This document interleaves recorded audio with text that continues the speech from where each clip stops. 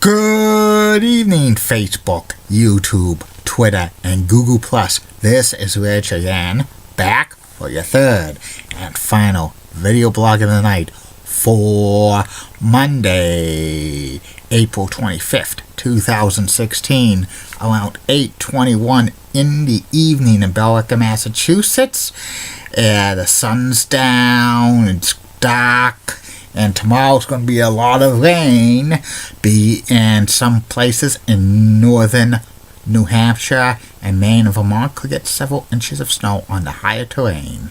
Some news to report: Mike Tirico is leaving ESPN for NBC Sports, and he's going to be doing golf. He's going to be the golf host. He's also going to do some NFL games, and he's going to contribute to the Olympic Games. And most likely he's going to be replaced on ESPN's Monday Night Football by Sean McDonough. So congratulations to Sean McDonough. It's Happy No Makeup Day in the United States. And the FCC has approved Charter's merger with Time Warner Cable. And that's about it on the news.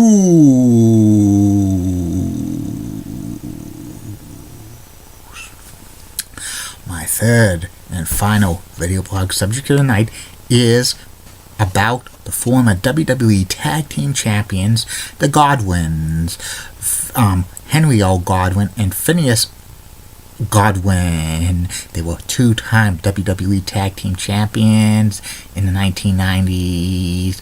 They were hillbilly gimmicks like hog farmers. They wrestled as both faces and heels.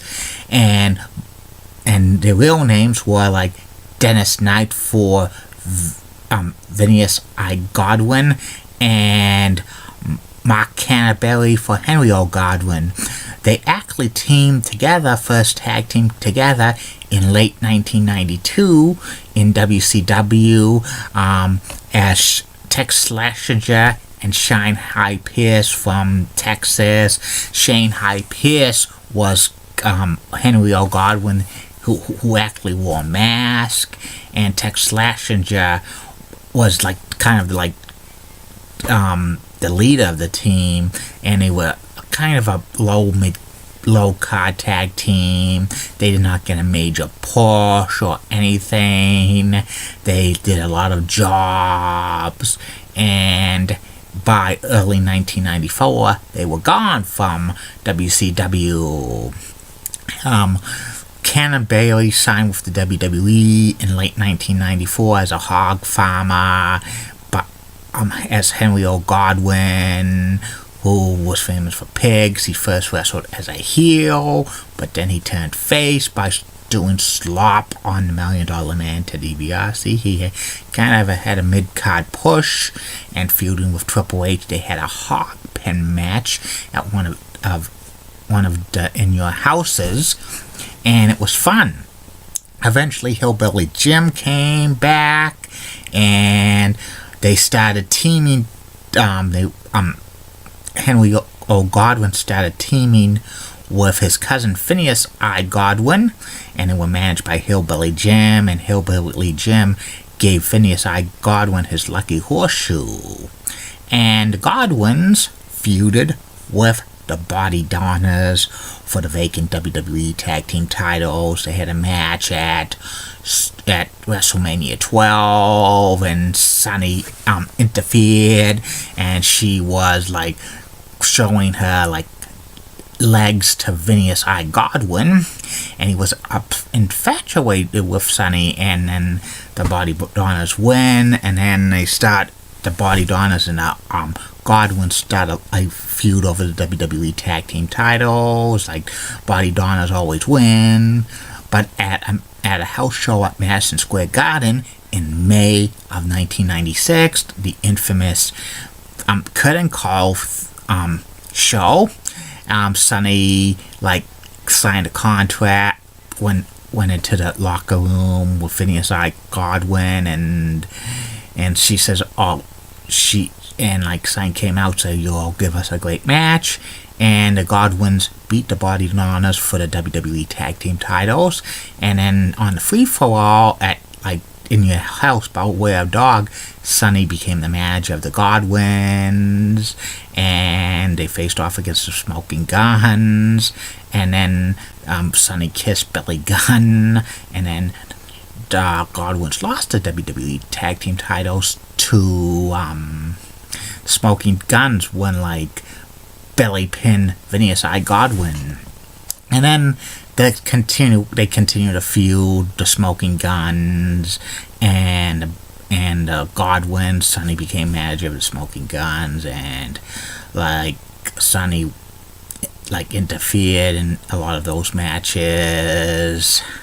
And one time on WWE Superstar, she cried that she kind of broke Phineas I. Godwinn's heart, and she tried to apologize to Phineas I. Godwinn, but she slapped Phineas, and she did not want to take him back. And then the Smoking Guns attacked Phineas, but Hillbilly Jim and Henry O. Godwinn come back and attacked the Smoking Guns, and eventually Phineas I. Godwinn slopped Sonny, which was real funny. The rest of the summer of '96, the Godwinns were feuding with the Smoking Guns and the New Rockers and the Body Donnas.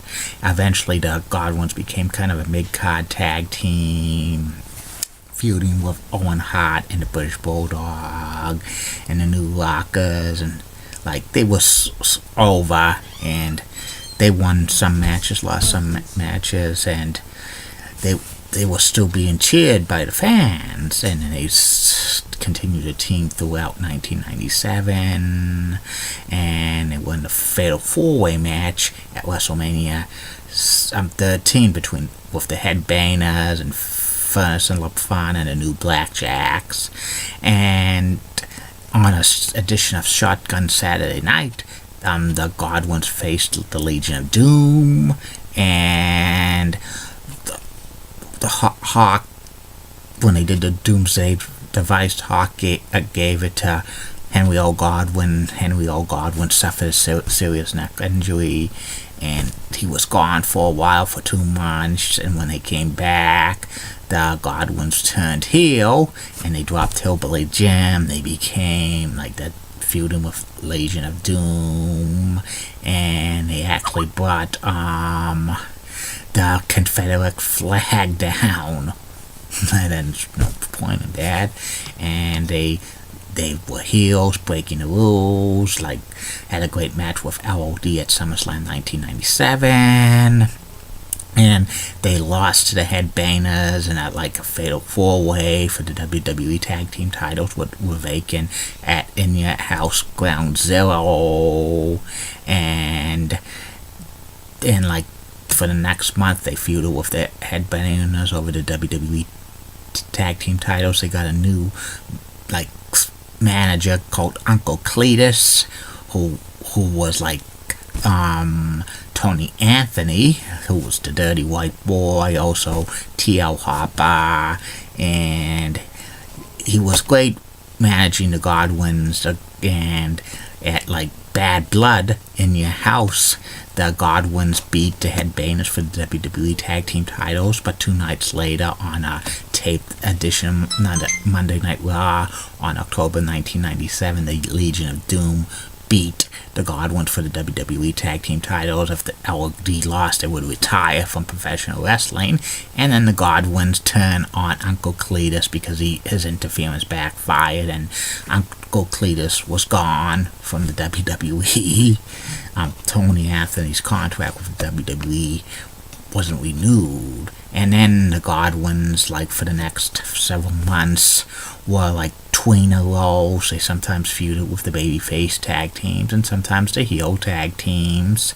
And in the spring of 1998, the Godwinns got a makeover.